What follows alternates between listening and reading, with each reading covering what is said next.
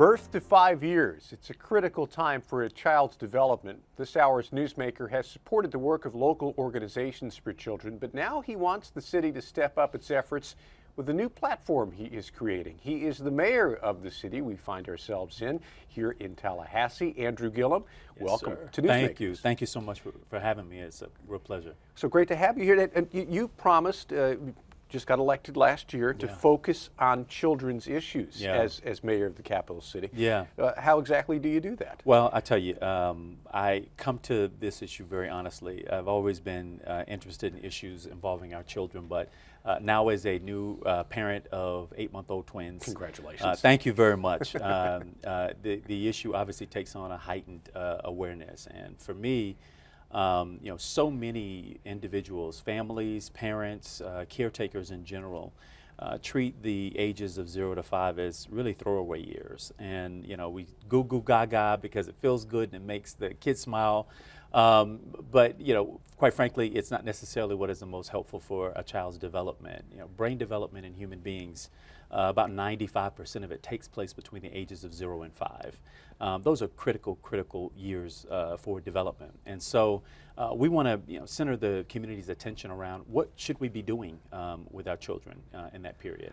And the summit is principally focused on trying to bring the community up to the same level of understanding and also to make some big investments there. This is a children's summit which you are involved in, trying to bring all these people together to discuss issues like childcare and how expensive it's gotten. That's right, absolutely. I mean, access to good childcare, and again, take it from us, we're in the shopping around business now, looking at this center to that center, comparing one between the other. And the cost can get extremely prohibitive, the higher the quality of the program. But the truth is that there's not a parent out there who doesn't want their kid to have access to good early childhood education. The question is how do we bring down the costs so that it's more accessible to families?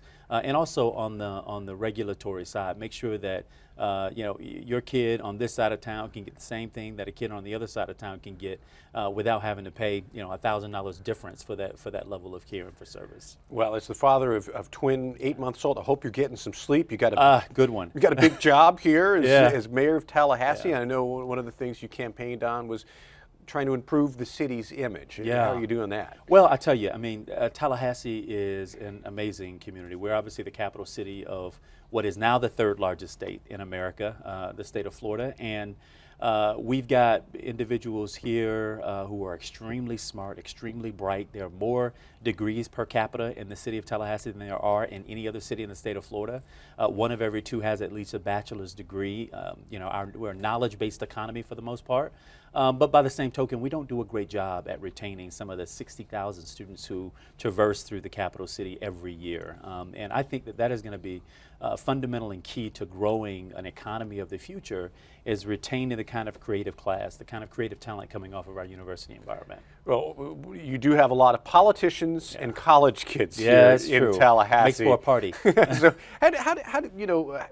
what do local leaders like you have to say about what goes on in the state capitol, in the building that we're in right here? Yeah, well, I'll tell you, I mean, it's a real convenience, obviously, that we're right across the street from the state's capital. But at the same time, we get called on a lot to give testimony and our own experiences on behalf of the other 400-plus cities around the state of Florida. We serve in many ways as a laboratory for state legislators when they're thinking about, how do these things play back in their communities. They're in one. They're in a city. They're in the capital city. And so we get called down from everything from water regulation and new standards to educational pieces. We're always sending folks across the street, and it's a huge responsibility because we're a big state, very diverse state with paramount needs that all need to be addressed. That diversity is reflected in the colleges here, of course, Florida A&M, Florida State University. You've been also very vocal about making college more affordable for Floridians all over. Well, I'll tell you, I mean, I was student body president at my alma mater, Florida A&M University, and I was also on the first board of trustees that Governor Jeb Bush put in place.